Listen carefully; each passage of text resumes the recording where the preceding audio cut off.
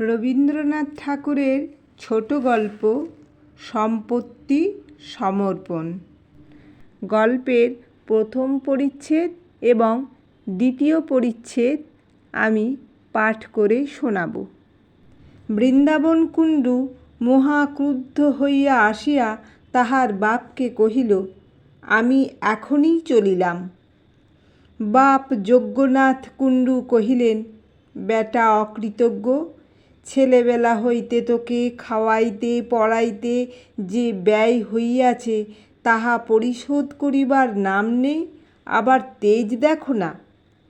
যজ্ঞনাথের ঘরে যেরূপ অসন বসনের প্রথা, তাহাতে খুব যে বেশি ব্যয় হইয়াছে তাহা নহে। প্রাচীনকালের ঋষিরা আহার এবং পরিচ্ছদ সম্বন্ধে অসম্ভব অল্প খরচে জীবন নির্বাহ করিতেন। যজ্ঞনাথের ব্যবহারে প্রকাশ পাইত বেশভূষা আহার বিহারে তাঁহারও সেইরূপ অতুচ্ছ আদর্শ ছিল। সম্পূর্ণ সিদ্ধিলাভ করিতে পারেন নাই। সে কতকটা আধুনিক সমাজের দোষে এবং কতকটা শরীর শিক্ষা সম্বন্ধে প্রকৃতির কতকগুলি অন্যায় নিয়মের অনুরোধে। ছেলে যতদিন অবিবাহিত ছিল সহিয়াছিল, কিন্তু বিবাহের পর হইতে খাওয়া পরা সম্বন্ধে বাপের অত্যন্ত বিশুদ্ধ আদর্শের সহিত ছেলের আদর্শের অনৈক্য হইতে লাগিল। দেখা গেল ছেলের আদর্শ ক্রমশই আধ্যাত্মিকের চেয়ে বেশি আধি ভৌতিকের দিকে যাইতেছে। শীত গ্রীষ্ম, ক্ষুধা তৃষ্ণা কাতর পার্থিব সমাজের অনুকরণে কাপড়ের বহর এবং আহারের পরিমাণ উত্তরোত্তর বাড়িয়া উঠিতেছে। এই সম্বন্ধে পিতা পুত্রের প্রায় বচসা হইতে লাগিল। অবশেষে বৃন্দাবনের স্ত্রীর গুরুতর পীড়াকালে কবিরাজ বহু ব্যয়সাধ্য এক ঔষধের ব্যবস্থা করাতে যজ্ঞনাথ তাহাতেই কবিরাজের অনভিজ্ঞতার পরিচয় পাইয়া তৎক্ষণাৎ তাহাকে বিদায় করিয়া দিলেন। বৃন্দাবন প্রথমে হাতে পায়ে ধরিল, তারপরে রাগারাগি করিল, কিন্তু কোনো ফল হইল না। পত্নীর মৃত্যু হইলে বাপকে স্ত্রী হত্যাকারী বলিয়া গালি দিল। বাপ কহিলেন, কেন, ঔষধ খাইয়া কেহ মরে না? দামি ঔষধ খাইলেই যদি বাঁচিত, তবে রাজা বাদশারা মরে কোন দুঃখে? যেমন করিয়া তোর মা মরিয়াছে, তোর দিদিমা মরিয়াছে, তোর স্ত্রী তাহার চেয়ে কি বেশি ধুম করিয়া মরিবে? বাস্তবিক যদি শোকে অন্ধ না হইয়া বৃন্দাবন স্থির চিত্তে বিবেচনা করিয়া দেখিত, তাহা হইলে এই কথায় অনেকটা সান্ত্বনা পাইত। তাহার মা দিদিমা কেহই মরিবার সময় ঔষধ খান নাই। এ বাড়ির এইরূপ সনাতন প্রথা। কিন্তু আধুনিক লোকেরা প্রাচীন নিয়মে মরিতেও চায় না। যে সময়ের কথা বলিতেছি, তখন এদেশে ইংরাজদের নতুন সমাগম হইয়াছে, কিন্তু সে সময়ও তখনকার সেকালের লোক তখনকার একালের লোকের ব্যবহার দেখিয়া হতবুদ্ধি হইয়া অধিক করিয়া তামাক টানিত।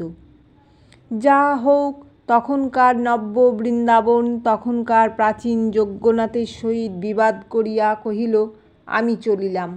বাপ তাহাকে তৎক্ষণাৎ যাইতে অনুমতি করিয়া সর্বসমক্ষে কহিলেন, বৃন্দাবনকে যদি তিনি কখনো 1 পয়সা দেন, তবে তাহা গো রক্তপাতের সহিত গণ্য হইবে। বৃন্দাবন সর্বসমক্ষে যজ্ঞনাথের ধনগ্রহণ মাতৃ রক্তপাতের তুল্য পাতক বলিয়া স্বীকার করিল। ইহার পর পিতা পুত্রে ছাড়াছাড়ি হইয়া গেল। বহুকাল শান্তির পরে এইরূপ একটি ছোটোখাটো বিপ্লবে গ্রামের লোক বেশ একটু প্রফুল্ল হইয়া উঠিল। বিশেষত যজ্ঞনাথের ছেলে উত্তরাধিকার হইতে বঞ্চিত হওয়ার পর সকলেই নিজ নিজ শক্তি অনুসারে যজ্ঞনাথের দুঃসহ পুত্র বিচ্ছেদ দুঃখ দূর করিবার চেষ্টা করিতে লাগিল। সকলেই বলিল, সামান্য একটা বইয়ের জন্য বাপের সহিত বিবাদ করা কেবল একালেই সম্ভব। বিশেষত তাহারা খুব একটা যুক্তি দেখাইল, বলিল একটা বউ গেলে অনতি বিলম্বে আর একটা বউ সংগ্রহ করা যায়, কিন্তু বাপ গেলে দ্বিতীয় বাপ মাথা খুঁড়িলেও পাওয়া যায় না।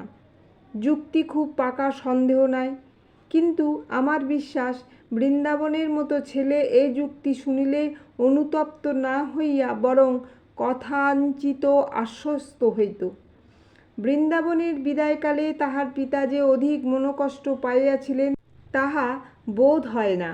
বৃন্দাবন যাওয়াতে এক তো ব্যয় সংক্ষেপ হইল, তাহার উপরে যজ্ঞনাথের একটা মহা ভয় দূর হইল।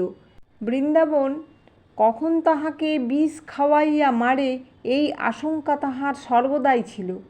যে অত্যল্প আহার ছিল তাহার সহিত বিষের কল্পনা সর্বদাই লিপ্ত হইয়া থাকিত।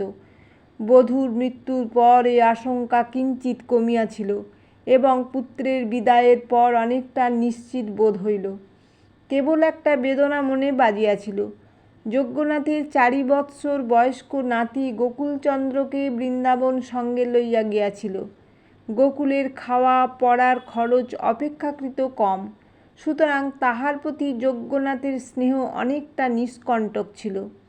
তথাপি বৃন্দাবন যখন তাহাকে নিতান্তই লইয়া গেল, তখন অকৃত্রিম শোকের মধ্যেও যজ্ঞনাথের মনে মুহূর্তের জন্য একটা জমা খরচের হিসাব উদয় হইয়াছিল। উভয়ে চলিয়া গেলে মাসে কতটা খরচ কমে এবং বৎসরে কতটা দাঁড়ায়, এবং যে টাকাটা সাশ্রয় হয় তাহা কত টাকার সুদ। কিন্তু তবু শূন্য গৃহে গোকুলচন্দ্রের উপদ্রব না থাকাতে গৃহে বাস করা কঠিন হইয়া উঠিল। আজকাল যজ্ঞনাথের এমনি মুশকিল হইয়াছে, পূজার সময়ে কেহ ব্যাঘাত করে না, খাওয়ার সময় কেহ কাড়িয়া খায় না, হিসাব লিখিবার সময় দোয়াত লইয়া পালায় এমন উপযুক্ত লোক কেহ নাই। নিরুপদ্রবে স্নাহার সম্পন্ন করিয়া তাহার চিত্ত ব্যাকুল হইয়া উঠিতে লাগিল। মনে হইল যেন মৃত্যুর পরেই লোকে এইরূপ উৎপাতহীন শূন্যতা লাভ করে। বিশেষত বিছানার কাঁথায় তাহার নাতির কৃত ছিদ্র এবং বসিবার মাদুরে উক্তশিল্পী অঙ্কিত মসিচিহ্ন দেখিয়া তাহার হৃদয় আরও অশান্ত হইয়া উঠিত। সেই অমিতাচারী বালকটি 2 বৎসরের মধ্যেই পরিবার ধূতি সম্পন্ন অব্যবহার্য করিয়া তুলিয়াছিল বলিয়া পিতামহের নিকট বিস্তর তিরস্কার সহ্য করিয়াছিল।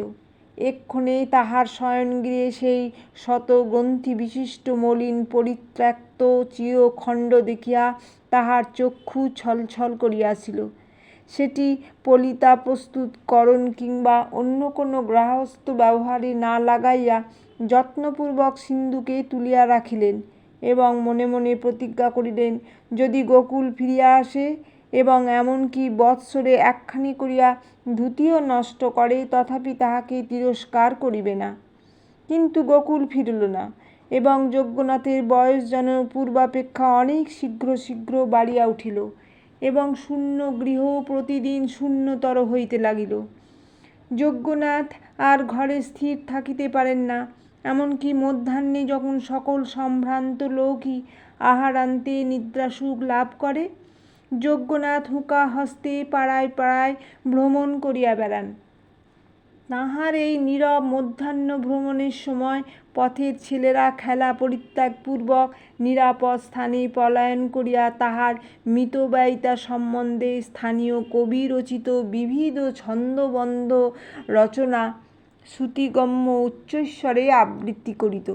পাছে আহারের ব্যাঘাত ঘটে বলিয়া তাহার পিতৃদত্ত নাম উচ্চারণ করিতে কেহ সাহস করিত না। এই জন্য সকলেই স্বেচ্ছামতো তাহার নতুন নামকরণ করিত।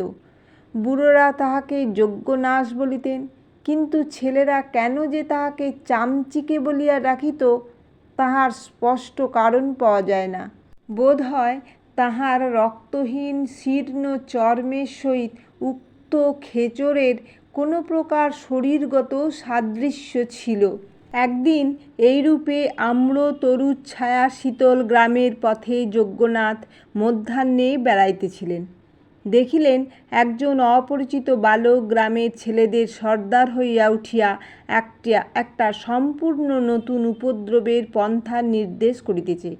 অন্যান্য বালকেরা তাহার চরিত্রের বল এবং কল্পনার নতুনত্বে অভিভূত হইয়া কায় মনে তাহার বশ মানিয়াছে। অন্য বালকেরা বৃদ্ধকে দেখিয়া যেরূপ খেলায় ভঙ্গ দিত, এ তাহা না করিয়া চট করিয়া আসিয়া যজ্ঞনাথের গায়ের কাছে চাদর ঝাড়া দিল এবং একটা বন্ধনমুক্ত গিরগিটি চাদর হইতে লাফাইয়া পড়িয়া তাহার গা বাহিয়া অরণ্যাভিমুখেই পলায়ন করিল। আকস্মিক ত্রাসে বৃদ্ধের সর্বশরীর কণ্টকিত হইয়া উঠিল। ছেলেদের মধ্যে ভারী একটা আনন্দের কলরব পড়িয়া গেল। আর কিছু দূর যাইতে না যাইতে যজ্ঞনাথের স্কন্ধ হইতে হঠাৎ তাহার গামছা অদৃশ্য হইয়া অপরিচিত বালকটির মাথায় পাগড়ির আকার ধারণ করিল। এই অজ্ঞাত মানবকের নিকট হইতে এই প্রকার নতুন প্রণালীর শিষ্টাচার প্রাপ্ত হইয়া যজ্ঞনাথ ভারী সন্তুষ্ট হইলেন। কোনো বালকের নিকট হইতে এরূপ অসংকোচ আত্মীয়তা তিনি বহুদিন পান নাই। বিস্তর ডাকাডাকি করিয়া এবং নানা মত আশ্বাস দিয়া যজ্ঞনাথ তাহাকে কতকটা আয়ত্ত করিয়া লইলেন। জিজ্ঞাসা করিলেন, তোমার নাম কি? সে বলিল, নিতাই পাল। বাড়ি কোথায়? বলিব না। বাপের নাম কি? বলিব না। কেন বলিবে না? আমি বাড়ি ছাড়িয়া পালাইয়া আসিয়াছি। কেন? আমার বাপ আমাকে পাঠশালায় দিতে চায়। এরূপ ছেলেকে পাঠশালায় দেওয়া যে একটা নিষ্ফল অপব্যয় এবং বাপের বিষয় বুদ্ধিহীনতার পরিচয়, তাহা তৎক্ষণাৎ যজ্ঞনাথের মনে উদয় হইল। যজ্ঞনাথ বলিলেন, আমার বাড়িতে আসিয়া থাকিবে? বালকটি কোনো আপত্তি না করিয়া এমনি নিঃসংকোচে সেখানে আশ্রয় গ্রহণ করিল যেন সে একটা পথপ্রান্তবর্তী তরুতল। কেবল তাহাই নয়, খাওয়া পড়া সম্বন্ধে এমন অম্লান বদনে নিজের অভিপ্রায় মত আদেশ প্রচার করিতে লাগিল যেন পূর্বাহ্নেই তাহার পুরা দাম চুকাইয়া দিয়াছে, এবং ইহা লইয়া মাঝে মাঝে গৃহস্বামীর সহিত রীতিমতো ঝগড়া করিত। নিজের ছেলেকে পরাস্ত করা সহজ, কিন্তু পরের ছেলের কাছে যজ্ঞনাথকে হার মানিতে হইল।